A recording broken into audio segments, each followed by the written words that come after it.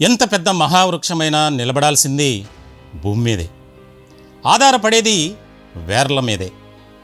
అలాగే ఎంత పెద్ద నాయకుడైనా, వారిది ఎంత పెద్ద పార్టీ అయినా కేడర్ పైన, కింది స్థాయి కార్యకర్తలపైనే ఆధారపడాల్సిందే. వేర్లను నిర్లక్ష్యం చేస్తే మహావృక్షం అయినా ఎలా కూలిపోతుందో, కార్యకర్తలను నిర్లక్ష్యం చేస్తే ఎంత గొప్ప నాయకుడైనా పార్టీ అయినా కూలిపోతుంది. 2019లో చంద్రబాబు ఓడిపోవడానికి, 2024లో జగన్ ఓడిపోవడానికి ఇదే కారణం. ప్రతిపక్షంలో ఉన్నప్పుడు కింది స్థాయి కార్యకర్తలతో సంబంధాలు నిలుపుతూ, నిత్యం ప్రజలతో మమేకమవుతూ, పాదయాత్రలు చేస్తూ ప్రజల మన్ననలను చూరగొని, కార్యకర్తల ద్వితీయ తృతీయ శ్రేణి నాయకుల కష్టంతో ఓట్లను కొల్లగొట్టి, అధికారంలోకి వచ్చిన తర్వాత చుట్టూ ఒక కోటరీని ఏర్పాటు చేసుకుని వారి చెప్పినదే నిజమని నమ్మిన ఏ నాయకుడు తిరిగి మరోసారి అధికారంలోకి వచ్చిన దాఖలాలు లేవు. పార్టీ అధినేత పైన ఉన్న అభిమానం, నమ్మకంతో స్థానికంగా ఉంటూ తమ సర్వశక్తులు ఒడ్డి పార్టీని అధికారంలోకి తీసుకువచ్చిన చిన్న కింద స్థాయి నాయకులను నిర్లక్ష్యం చేయటం ఆ నాయకుడికి, ఆ పార్టీకి తీవ్ర నష్టం చేకూరుస్తుంది. బెల్లం చుట్టూ ఈగల్లా ఏ పార్టీ అధికారంలో ఉంటే ఆ పార్టీలో చేరిపోయే జంపు జిలానీలు అధినేత చుట్టూ ఒక మాయతెర కట్టి, అంతా తమ కష్టమేనని, తాము మాత్రమే పార్టీ కోసం పనిచేసేవారమని అధినేతను నమ్మిస్తూ తమ పబ్బం గడుపుకుంటున్నారు.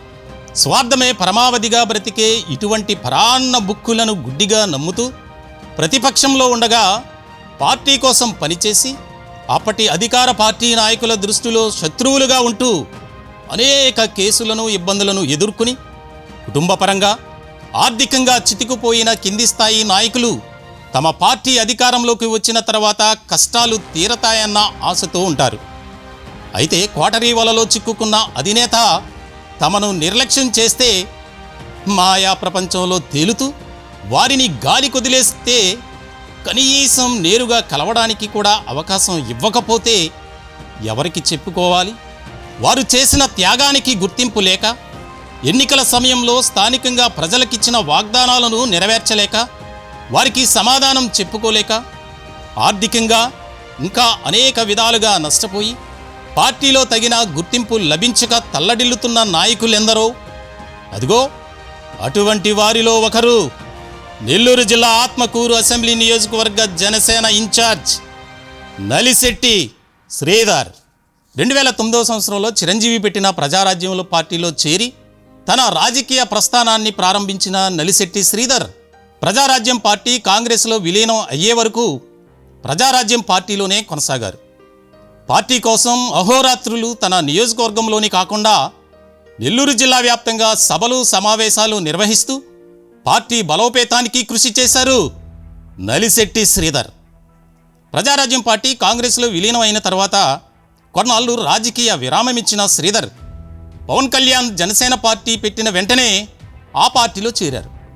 జనసేన పార్టీ నెల్లూరు జిల్లాలో బలోపేతం అవ్వడానికి, జనసేన ప్రజల పార్టీ అని ప్రజలకు తెలియజెప్పడానికి అహోరాత్రులు కృషి చేశారు. జనసేన పార్టీ పుట్టిన నాటి నుంచి 2024లో అధికారంలోకి వచ్చే వరకు స్థానికంగా, జిల్లా వ్యాప్తంగా అనేక సమస్యలపై శ్రీధర్ పోరాటాలు చేశారు. రాష్ట్ర వ్యాప్తంగా దాదాపు 18 లక్షల మంది రైతుల సమస్య అయిన చుక్కల భూమి విషయంలో శ్రీధర్ చేసిన పోరాటం ఇంత అంతా కాదు.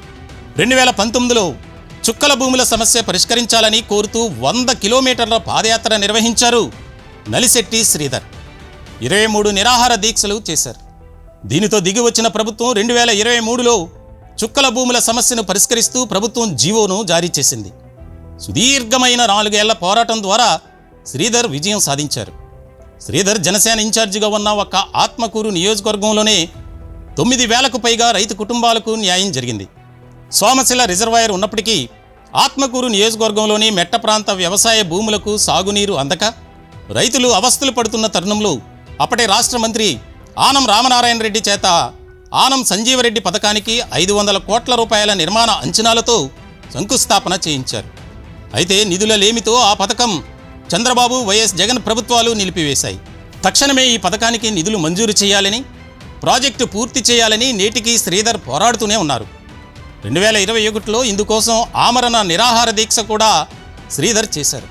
అప్పటి జగన్ ప్రభుత్వం నిరాహార దీక్షలో ఉన్న నలిశెట్టి శ్రీధర్ను అరెస్టు చేసి జైలుకు పంపింది. 2006వ సంవత్సరంలో శంకుస్థాపన చేసుకున్న సంగం బ్యారేజీ నిధులు లేక ఆగిపోయిన సమయంలో శ్రీధర్ చేసిన సుదీర్ఘ పోరాటం వల్ల 2022లో పూర్తయింది. 2019, 2024 మధ్య కాలంలో అధికారంలో ఉన్న జగన్ హయాంలో వైసీపీ నాయకులు దాదాపు 70 కిలోమీటర్ల పైగా ఉన్న పెన్నా తీరంలో ఇసుకను ప్రొక్లైన్లతో తవ్వుతుంటే స్థానిక కూలీలు ఉపాధి పోతుందని భావించిన శ్రీధర్ ప్రొక్లైన్లతో తవ్వకాలు ఆపి కూలీలకు ఉపాధి కల్పించాలని పోరాడి విజయం సాధించారు. నడుకుడి శ్రీకాళహస్తి రైల్వే లైను ప్రకటించినప్పటికీ రాష్ట్ర ప్రభుత్వం కేంద్ర రైల్వే శాఖ సమన్వయ లోపం వల్ల కార్యాచరణలోకి రాలేదు. ఈ సమస్యపై శ్రీధర్ నేటికి పోరాటం చేస్తూనే ఉన్నారు. అలాగే అన్నమయ్య డ్యాం నుంచి అధిక స్థాయిలో నీరు వదలడం వల్ల సోమశిల డ్యాంకు నష్టం జరుగుతుందని, రైతుల ధాన్యం మద్దతు ధర కోసం ఇలా అనేక రకాల సమస్యలపై నిత్యం ప్రజలతో కలిసి పోరాడుతూనే ఉన్నారు శ్రీధర్. కేవలం ఆత్మకూరు నియోజకవర్గంలోనే కాదు, నెల్లూరు జిల్లా వ్యాప్తంగా జనసేన పార్టీకి మంచి పేరు ప్రతిష్టలు వచ్చేలా చేసిన నలిశెట్టి శ్రీధర్కు ఆయన సొంత పార్టీలోనే తగిన గుర్తింపు లభించలేదన్న ఆవేదన శ్రీధర్ అభిమానులను వేధిస్తోంది. 2024 సార్వత్రిక ఎన్నికలకు ముందు నెల్లూరుకి సంబంధించిన జనసేన పార్టీ నాయకుడు కేతంరెడ్డి వినోద్ రెడ్డి జనసేన పార్టీని వీడి వైఎస్ఆర్సీపీలో చేరే క్రమంలో నలిశెట్టి శ్రీధర్ను కూడా పార్టీ మారమని, భారీ ఆర్థిక ప్యాకేజీ కూడా వస్తుందని చెప్పినప్పటికీ తిరస్కరించి పవన్ కళ్యాణ్ మీద అభిమానంతో జనసేన పార్టీలోనే శ్రీధర్ కొనసాగారు. ఎటువంటి స్వార్థం లేకుండా నాటి ప్రజారాజ్యం పార్టీ నుంచి నేటి జనసేన పార్టీ వరకు చిరంజీవి, పవన్ కళ్యాణ్లపై ఉన్న అభిమానంతో అనేక కష్ట నష్టాలు కోర్చిన శ్రీధర్కు రాజకీయంగా తగిన గుర్తింపు లేదన్న ప్రచారం నెల్లూరు జిల్లా వ్యాప్తంగా ప్రజలలో నడుస్తోంది. కింది స్థాయి కార్యకర్తలను కలుపుకుంటూ నిత్యం పార్టీ కోసం శ్రమించే శ్రీధర్ లాంటి నాయకులను జనసేన పార్టీ గుర్తించాల్సిన ఆవశ్యకత ఎంతైనా ఉంది.